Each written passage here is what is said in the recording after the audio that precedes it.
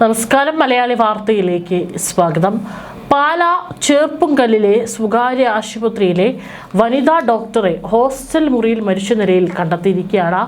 Pathanamthitta ഉളന്നൂർ പാറയിരിക്കുന്നിൽ പടിഞ്ഞേറ്റാതിൽ Subin P വർഗീസിന്റെ ഭാര്യ Lakshmi R പണിക്കരാണ് മരിച്ചത്. 30 വയസ്സാണ് പ്രായം. മറ്റൊരു പേരും കൂടെ കൊടുക്കുന്നുണ്ട്. ഡോക്ടർ ഷേബ റേച്ചൽ എന്നുകൂടി പറയുന്നുണ്ട്. ചെറുപ്പുങ്കൽ മാർസ് ലീവ മെഡിസിറ്റിയിലെ ഡോക്ടറായ ഷേബയെ കിഴുവംകുളത്തെ താമസ സ്ഥലത്താണ് തൂങ്ങി മരിച്ച നിലയിൽ കണ്ടെത്തിയത്. 30 വയസ്സായിരുന്നു ഈ ഡോക്ടർക്ക് പ്രായം.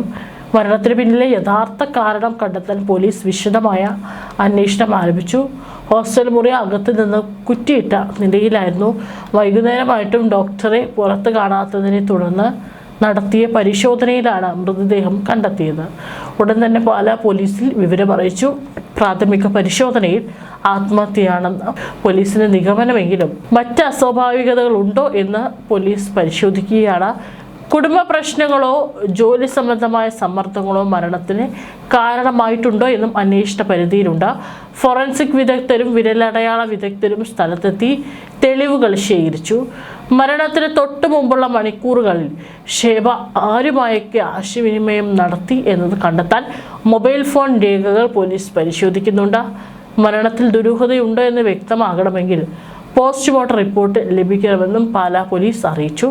കോന്നി EMS ചാരിറ്റബിൾ സൊസൈറ്റി ഭരണസമിതി അംഗം വി രംഗനാഥിൻ്റെയും റിട്ടയർഡ് തഹസീൽദാർ സതിയമ്മയുടെയും മകളാണ് ഡോക്ടർ ഷേബ.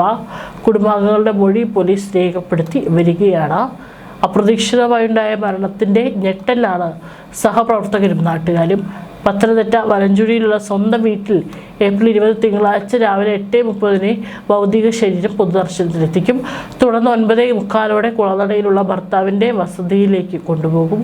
ഡോക്ടറുടെ നിര്യാണത്തിൽ ചെറുപ്പുങ്കൽ മെഡിസിറ്റിയിലെ സഹപ്രവർത്തകർ പരിശോധിച്ചു.